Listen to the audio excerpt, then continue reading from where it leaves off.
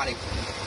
هالفترة الانتشار بالفيس اللي على مرض تصلب الضمور العضلي الجانبي، باختصاره العلمي ALS، اللي الكل ما يعرف هو شنو اساسه وشنو هالمرض هذا، وكل العراقيين مثل ما شفنا بالفيسبوك تضامنوا على هذا الشيء، بس ما عرف هو شنو تضامنه بهذا الموضوع. التضامن اللي هو يقول انا اتضامن وياك بشرط انه اتحدى، ومن اتحدى معناها راح ادفع مبلغ لهذا المرض، لمعالجه هذا المرض.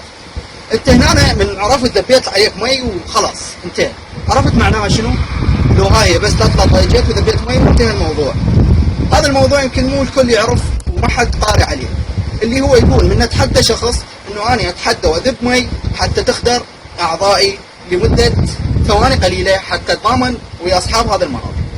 لكن من اتحدى لازم ادفع فلوس لهذا المرض، وبعد ما ادفع فلوس اتحدى شخص ان يدفع فلوس كما دفعت. مثلا لو دافع 1000 دينار انه الشخص المقابل يدفع 1000 دينار. اذا ما دفع وابتعد عن التحدي وانسحب المفروض يدفع 2000 دينار. لهذا السبب احنا جماعتنا سواها بالملح.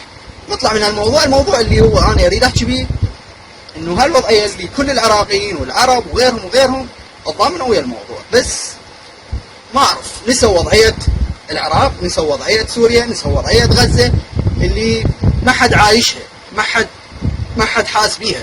واحنا اليوم من العراق منتسبين راح اتحدى وبطريقه جديده وما مطروقه طبعا، حتى اشوفكم شنو دا يصير بالعراق، شنو دا يصير بسوريا، شنو دا يصير باطفال فلسطين، اطفال غزه من ينهدم البيت عليهم، ايش راح يصير بيهم.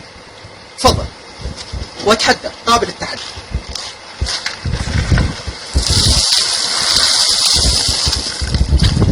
شكرا لكم.